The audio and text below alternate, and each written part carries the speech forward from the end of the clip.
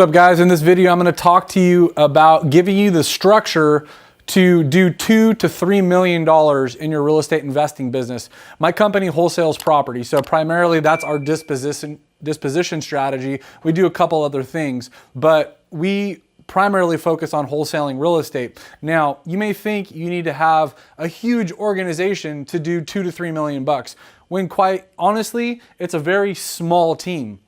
I'm going to give you the outline of a company that can do $2 to $3 million in real estate deals this year. First, you have your CEO. I'm the CEO of my company. Your CEO is your visionary. He's got bigger thoughts, bigger dreams.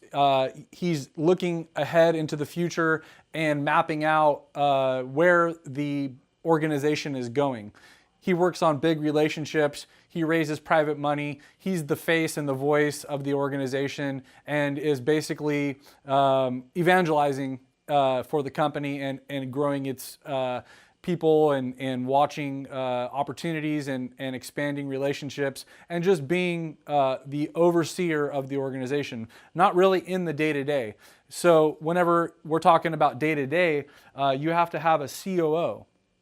And the COO's main responsibility is to lead, manage, and hold people accountable. And who he's holding accountable are the different seats in the organization that make the day-to-day engine operate. So of course we have acquisition. And acquisition, we have 3 acquisition seats. So their responsibility is to contact motivated sellers, return phone calls, make cold calls, respond when sellers call from our marketing messages, go out, look at property, set appointments, make offers, and ultimately get the deal under contract. So we have 3 acquisition members.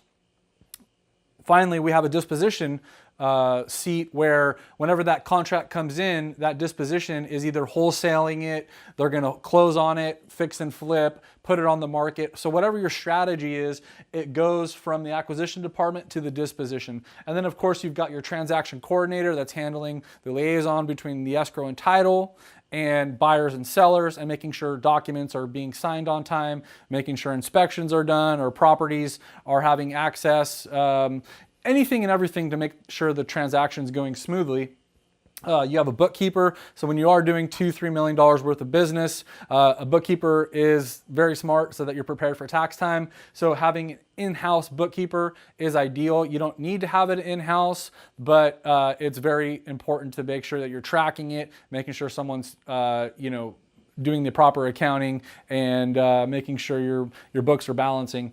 And then finally, your marketing. And marketing right now can also be held, your COO can be held responsible for that and making sure the marketing is going out on a consistent basis and we're tracking and managing. We are looking at our KPIs at a high level. We're looking at what's working. We're split testing. There's all kinds of moving parts within an organization, but quite frankly, you've got 2, 3, 6, 9 people would be the max I would see that would really need to run this type of operation that's doing quite a few $1 million a year.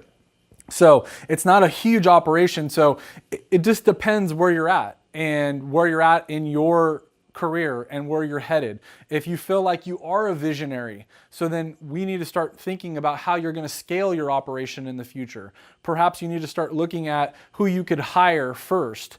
For me, if I'm hiring someone, if I'm starting all over, I'm hiring an assistant and I'm training this assistant to do everything that I don't want to do.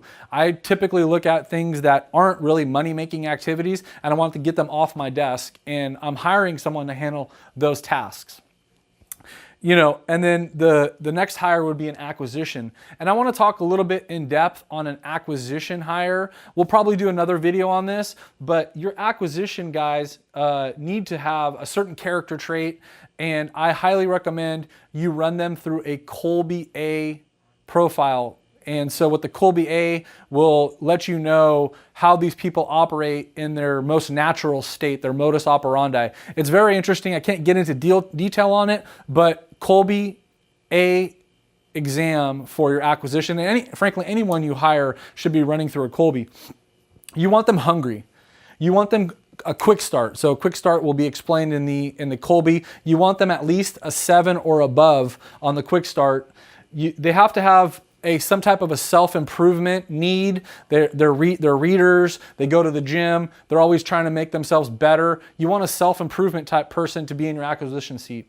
You want them to have a great attitude because they're getting told no, hung up on, deals fall through. Mentally, it's a grind. They need to have a great attitude every day to get on the phone and have that positive exchange of what's the word I'm looking at? You have to have a positive exchange of good common sense when you're on the phone. And I'm drawing a lack of words here, and I apologize for that. But what I'm trying to say is you're conveying a positive message. When you're on the other side of the phone, you want to talk to someone that has a positive approach, that they're telling you great things, that they're excited to do deals with you, that they're excited that you can help someone. So if you're coming in and you're not having a great attitude, that's just going to show and reflect on the other side of that receiving end, and there's not going to be anything done there. You have to have great energy, a great attitude. You have to be driven, and you have to have a sense of urgency. These are a quick 6 traits that we look for in the acquisition seat, the guy that's handling the calls and the front man of your organization, the front guy that is handling all of the objections, that are getting the contracts, that are getting the deals in-house so they can get through the disposition and then ultimately figure out how it's going to work for the company. But guys, on an overview, like I said, small operation can do millions of dollars. When you're looking at just beginning or where your first move is, hiring the assistant and getting things that are not money-making activities off your desk, off your plate, and then moving into an acquisition hire. We'll talk more about the next step, but guys, this is a general overview of how you start envisioning your company going forward. I thank you for being here. If you like the video, please leave a comment, like it, subscribe it. I really appreciate your time for being here. All right, guys, be phenomenal. God bless.